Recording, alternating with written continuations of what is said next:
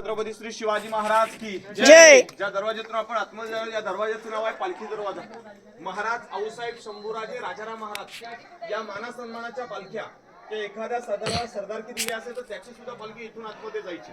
त्या काळात पालखी उचलणारे जे काही भोई समाजातली लोक होती ना, इथे त्यांना बसण्यासाठी राहण्यासाठी ते व्यवस्था होती. त्या काळातल्या माणसांची हाईट 7 फुटापेक्षा जास्त होती. ताकदवर लोक होती.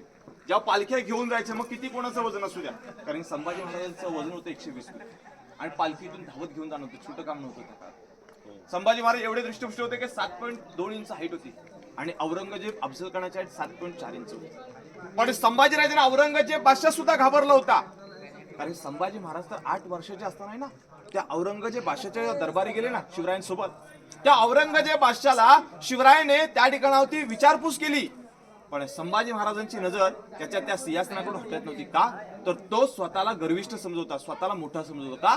तर त्यांनी स्वतःचं सिंहासन त्याच्या दरबारी एका उच्च स्तरावरती तयार केलं होतं आणि येणारा प्रत्येक मावळा त्याच्या दरबारी आल्यानंतर तो त्याच्याकडे ताटमाने न बघता असं मान खाली घेऊन बघावं, म्हणजे तो श्रेष्ठ होता. पण संभाजी महाराज झुकले नव्हते. त्या 8 वर्षाच्या बालकाला, म्हणजे 8 वर्षाच्या आपल्या संभाजी महाराजांना औरंगजेब बादशाह म्हणतोय, ए संभा, अरे हमारी वजह से आपको डर नहीं लगता है क्या? दुश्मनाच्या दरबारात जाऊन तडा द्यायचंय हे छोटं काम होतं का? त्यावेळी ते संभाजी महाराज त्या औरंगजेब बादशाहच्या दरबारात 8 वर्षाच्या असताना म्हणतायत, आम्ही वाघाचे बचडे आहोत, वाघासारखेच जगणार आणि वाघासारखेच मरणार, अशी म्हणणारे संभाजी.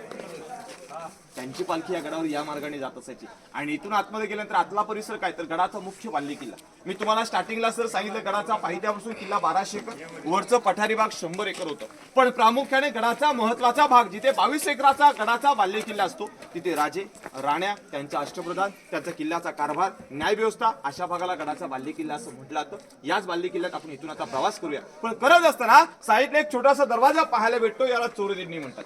जर का शत्रूने रायगडाला घेरण्याचा प्रयत्न केला, शत्रू बसून स्वतःचा बचाव कार्य करण्यासाठी या चोरदिंडीचा वापर करायचे. पण जोपर्यंत शिवाजी महाराज हयात होते तोपर्यंत कोणत्याही गणिमाने इथून जाण्यास ताकद केली नव्हती. ना शिवाजी महाराजांच्या काळात कोणते गडीम या सह्याद्रीला सुद्धा पावलं टेकून नव्हते. बघा, म्हणजे तुम्ही कधी इतिहास वाचला असेल, रायगडावरती कधी संघर्ष झाला नव्हता.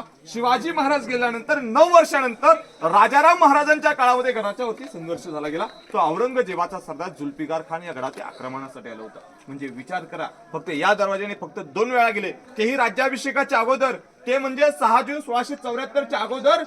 स्वराज्याचा 3रा डोळा, गुप्तेर खात्याचे प्रमुख बहिरोपी बहिर्जी नाईक फक्त इथून गेले, पण सैन्य बाळाला सुद्धा माहिती आहे की ते आतमध्ये खलबत करून आले. विचार करा, खलबत करणं सुद्धा आतमध्ये पाहूया. एक राणीचा महल पाहायला आतमध्ये निघूया. बोला छत्रपती श्री शिवाजी महाराज की जय.